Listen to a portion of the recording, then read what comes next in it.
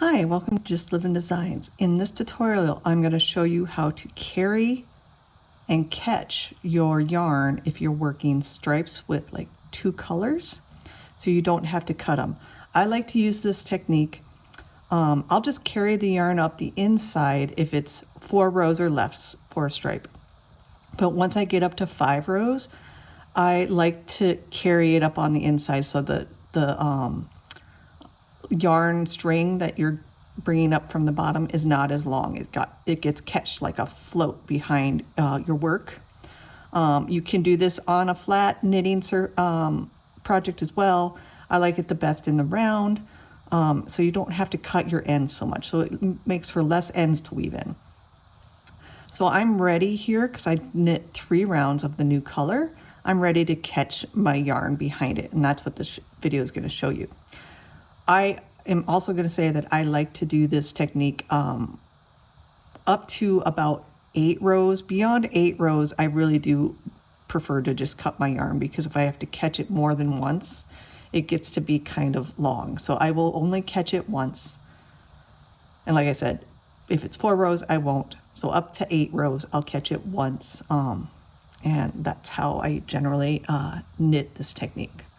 So when you're working with just 2 colors for stripes and you want to catch this non-working color to bring it up along the inside, and I will show you at the end how it looks on the inside, what you want to do essentially is just bring your working yarn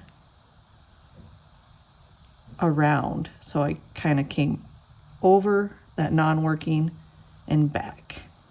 And then I'm going to start knitting across. And that just catches that non-working yarn back behind your work. And you'll just work around from there. And you can see that my yarns are now tangled because I caught it. You can always just move that yarn ball of your working yarn to untwist them.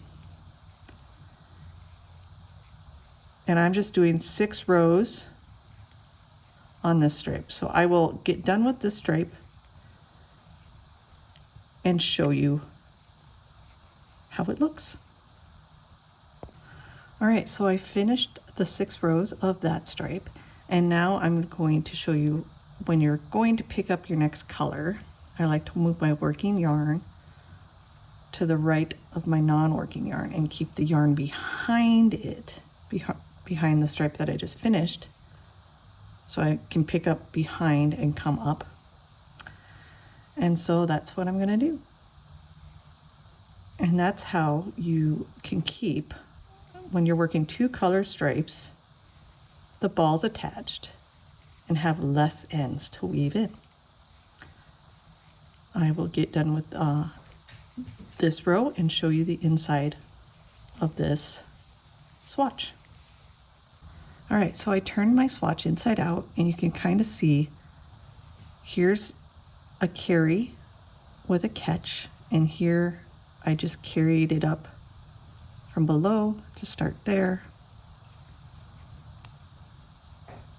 And there's another carry with a catch and carry from below. So you can kind of see how this lighter blue just carries straight up, and here's where we're catching.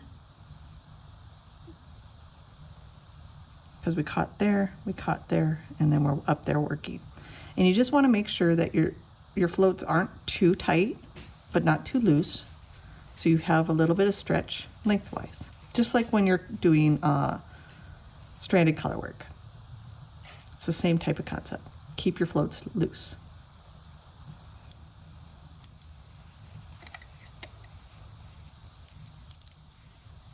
All right, and there you go. How to do catching your ends, or catching your yarn so you don't have to cut your ends. I hope you enjoyed this tutorial.